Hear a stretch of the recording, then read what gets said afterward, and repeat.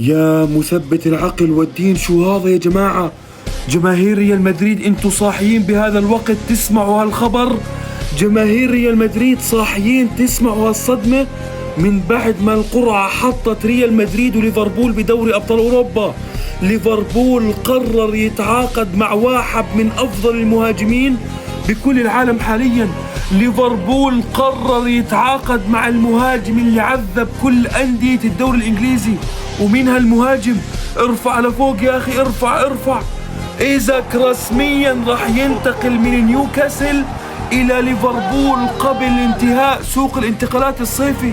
نيوكاسل عم يفتح الباب أمام إيزاك للانتقال خارج نادي نيوكاسل بشكل كامل.